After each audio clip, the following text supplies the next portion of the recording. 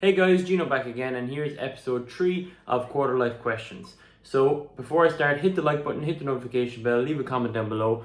Let me know what you think. If you disagree with anything I'd say, I'd love to hear from you. If I help you in any way, I would also love to hear that. So, in this episode today, the first thing I want to talk about is taking opportunities when they're given to you and saying yes to things and saying no to things and trying to suss out what is worth doing and what isn't worth doing. So, basically, what I did last night, today is Sunday, and what I did last night, Saturday night, was I did my first ever live commentary of an MMA event here in Clonmel.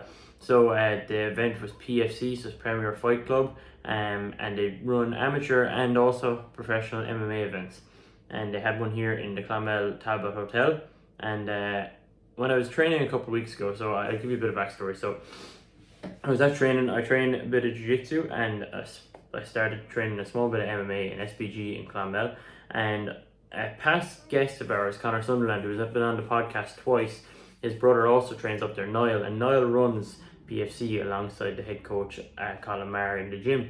And I was just chatting to Niall. I was like, "Oh, you're looking forward to the event or whatever?" And he was like, "Yeah." And then he just kind of said, "Hey, would you have any interest in commentating?" And I was like, at the start, I was like, you know, like, never even entered my head to do something like that. I was like, "Oh, can I think about it?" He was like, "Yeah, let me know." So I spoke to some of the lads about it, and they were like, "Oh yeah, do it. Why not?" Like, I was like, yeah. Like, I'm far from qualified to commentate an MMA event. I'll tell you that much. I'm a white belt in jiu-jitsu. I've never been in a fight. I've trained like 4 MMA classes, but I'm a big fan. I do watch MMA, and I'd like to think that I'm well able to talk. So I went back to London and said, "Yeah, okay, I'd love to do it." So I had about 2 weeks to prepare. Text all the fighters on the card, got some information from them, and then went last night, and from about 7 p.m. up until about 10 or half 10, I commentated 11 fights.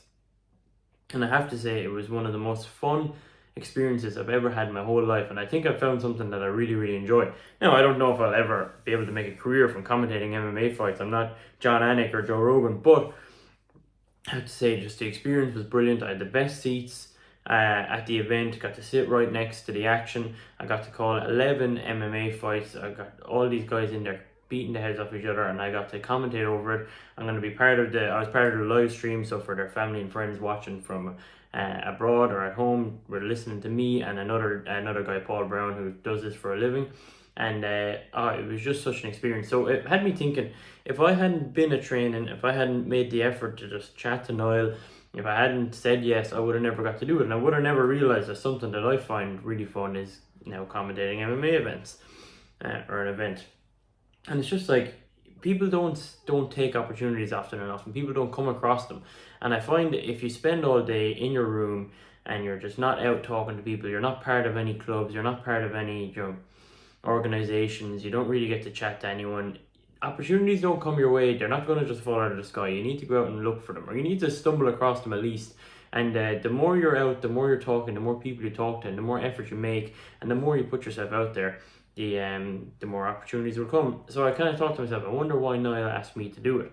So when I asked Niall, he said it was because he knows I was in car sales and he knows I'm well able to talk. And I'd like to think it probably helps that I do these videos, because I felt like I took to it like a duck to water, really. I felt like I was able to go in there just from the get-go. I was able to talk. I was confident in what I was going to say. I'd done my homework. I knew enough about techniques and about just general MMA kind of rules and what the punches and kicks were called and all that kind of stuff. And I felt like I just personally, I haven't actually listened to it back myself, so I could be shooting myself in the foot here, but I will listen to it tonight. But I think I personally did a pretty good job. I had no complaints, very respectful to all the fighters. I did have to commentate one of my best friends and 3 of my training partners' fights, which was tougher. Trying not to sound biased. I've slipped up a couple times there, but it was my first time ever doing it. So firstly, if Niall watches this or Colin watches this video, thank you so much for the opportunity. I really appreciate it. And guys, go out there and try different things. That's all I was trying to get to. Like, you need to, obviously, don't say yes to everything. That's a different problem altogether. People saying yes to things all the time, and it's just like, you're just filling your day up with crap that you don't need to do. Don't do that. But think about something. You don't have to say yes to everything, no to everything straight away. But have a think about it and think whether you're going to enjoy it or not. Because personally, for me, I'm so happy that I took that opportunity. And I was happy that I got the opportunity, because I know if I never joined the gym, if I never did jiu-jitsu, if I never bother to talk to people and I see them, bother to try chat to everyone I know when I see them, ask questions to them. The opportunity would have never came. So that was just something I was thinking about, obviously, all this week and last week. Was going to put it in last week's podcast, but I wanted to wait until I had it done. And I was nervous beforehand, of course, but once I started, it was great. Really good experience, a brand new thing for me. And so guys, look for opportunities, take the opportunities when they come, if there's something that excites you. And if it makes you a little nervous, that's how you know it's good. If the opportunity makes you a little nervous, something you've never done before, that's how you know you could be onto something good. But so that was one thing. And then something else I was thinking about during the week was I heard something. It's like, if you're offended by what someone tells you, it's because you fear it to be true, which is interesting because we started recently making a lot of shorts out of these videos, and we use like an AI bot to make shorts out of our YouTube videos, and we put them on YouTube Shorts, Instagram Reels, and TikTok. And TikTok's an absolute cesspit for comments.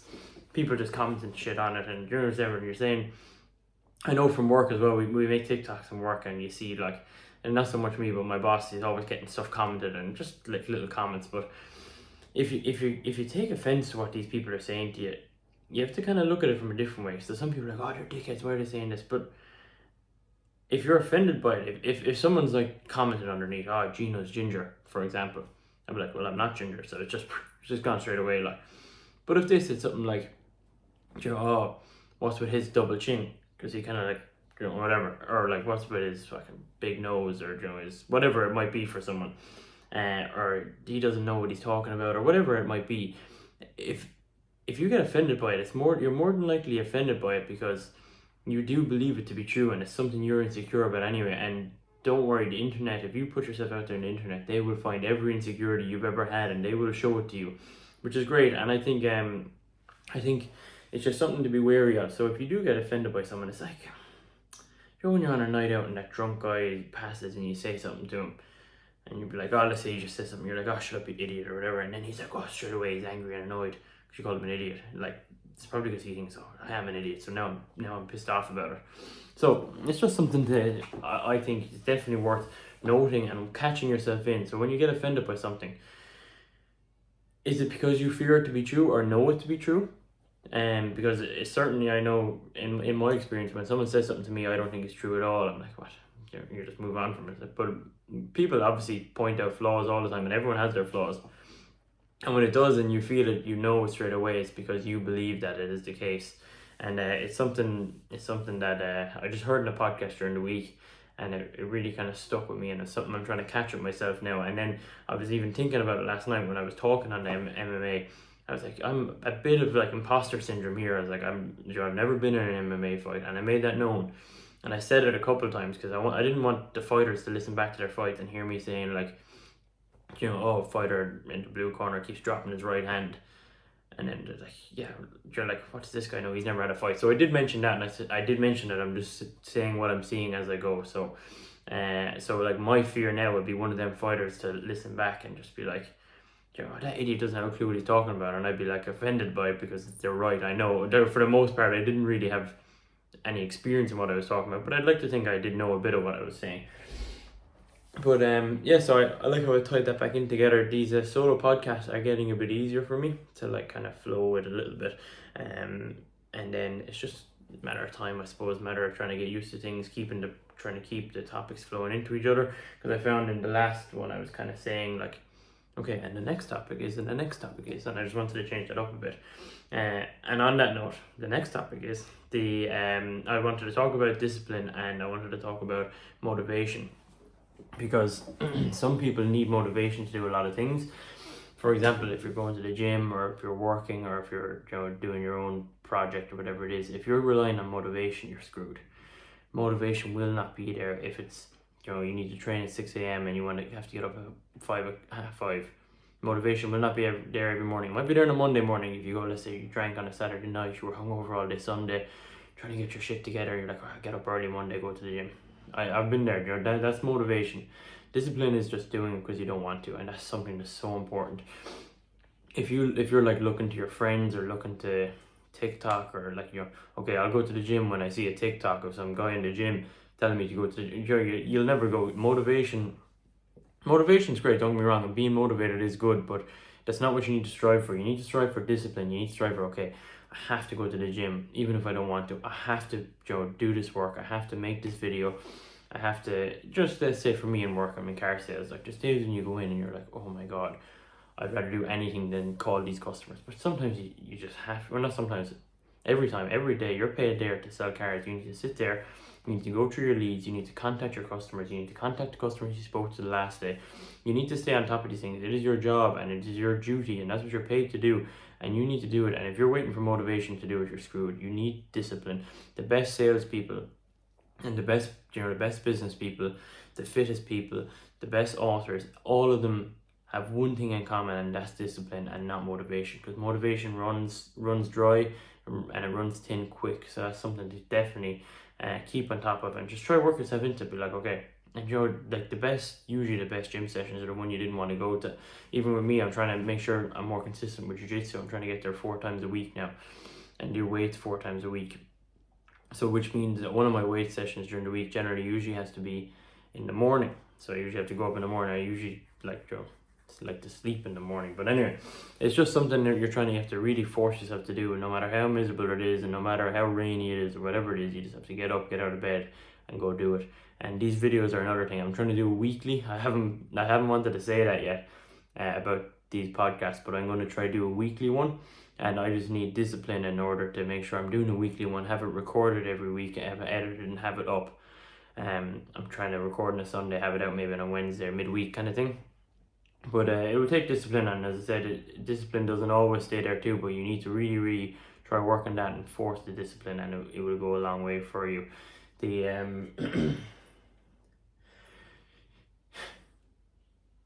Yeah, and then another thing I saw a TikTok during the week of this kind of an old style kind of businessman, probably in like his 60s or something like that, and he sells and charters private jets. I think he was based out of London. I actually don't remember where I think he was based out of London, but he had like an American accent or something. But he was talking about his work day, and he goes in like 3 hours before they open, so he's in at 7 a.m.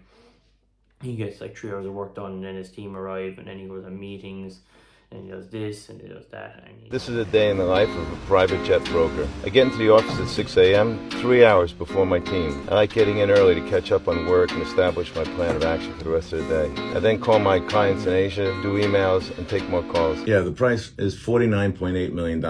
Later that morning, I met this 21-year-old entrepreneur with ambitious plans in the aviation industry. His name is Xander Futunek. He wants to revolutionize luxury air travel. I then took Xander through this app that I built to help people buy their dream jet. Before I knew it was the afternoon, and I jumped in the car and headed down to Davie Street. One thing most people never really get to see is that I'm on a phone 24/7. Clients, brokers, lawyers, buyers, sellers from all over the world. It never stops. I just had time to squeeze in a haircut with Chris. Great guy, always good to see him. Haircut done, straight back to the office. Non-stop, 12-hour days are common. That's what it takes to make it in this business. As I arrived back, I bumped into Fabio, a man I've known for 30 years. Back in the office and straight into another meeting. These guys also have very ambitious plans in the industry. They have a lot of jets now, but they need more. Lots of them. Of course, I'll buy a few planes from you. I then took them through the app and shared my recent findings in the market. Time to say goodbye, and you guessed it, straight into another meeting. This time, it's into a sales meeting with my team. We're simultaneously working on 4 deals, all over $50 million each. It's important to sit down as a unit, bounce ideas off to each other, nudge the guys the right direction for any problems they may be facing, and let the other guys share each other's inputs. And everything else tells me that he can afford it. After the meeting, straight to the office, back on more emails, answer more phone calls. Around 6 p.m., most of the team leaves around now, but I stay until around 9 o'clock at night, pick up a lot more of the calls from America, reading some extra contracts that I haven't been able to get through during the day, and some miscellaneous email cleanup. That was a day in the life of me, Steve Arsano. Make sure to follow for more. And it made me think, like, and I'm guilty of this too, but you're definitely not working as hard as you think you can. Not everyone. I'm sure some of you guys out there are, and I know people that work extremely hard, like huge hours in the week between the gym and their training and their actual work and their projects and whatever it is. But a lot of people aren't working as hard as they can, and they don't realize how much stress their body and their mind can actually take, and how much work they can do. And it's something that just makes me laugh. When someone's like, oh, that they're wrecked or they're tired because they worked 5 hours, or they worked 5 days, and then they need the Saturday and Sunday to just do absolutely nothing because they've worked for 5 days. And I was just thinking, how, like, you've tricked your mind into thinking that you're not that tired. Do you know what I mean? I know some people have more taxing jobs than others, but that's what I mean. Like, if you're in a job that's not very taxing and it's just like you're tired because you just had to exist for the day, like, and then think about people doing like way harder jobs for way more hours, and they're still going to the gym and they're still doing their projects and whatever it is.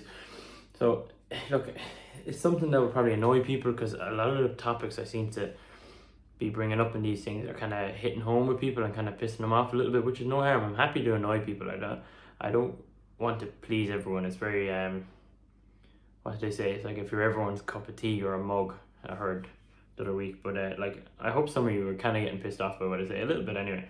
Just like, even if it opens your eyes a little bit, like, you can always be working harder, you can always be doing more. If you check out my last video, I talked about looking at the people ahead of you, not the people behind you, and just push, like, do your hours, do what you need to do. Just try to be doing stuff you enjoy. That's the most important thing for work, I think, because you spend so much of your time working.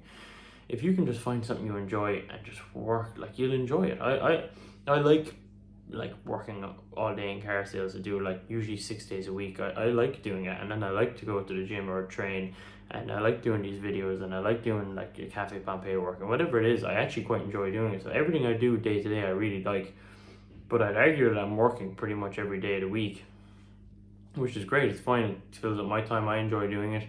I'm happy.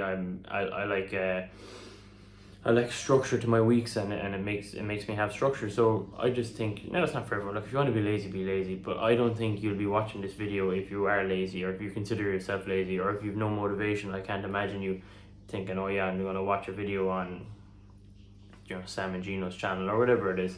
I'm sorry, I can see myself fucking getting tired as we go. But anyway, speaking of being lazy. But anyway, guys, yeah, that was kind of the gist of it. They were just the topics I wanted to touch. And look out for your opportunities. Take them when they come. That's not saying say yes to everything, but think about the opportunity. Think about if it would suit you. Like, for me, for example, I was going to go to that event anyway. So now I got to work at the event. So I got the best seat, and then I got to try something new, and I ended up finding a new thing I like to do. So that all worked out great. And otherwise, work hard, figure things out. Make sure you're giving yourself your all. You owe it to yourself to reach your potential. So just work harder and see what you can do. Guys, thanks all so much. If you've listened this far, I really appreciate you. Leave a like, leave a comment, subscribe, whatever it takes. Thank you all so much. Have a great week. Bye.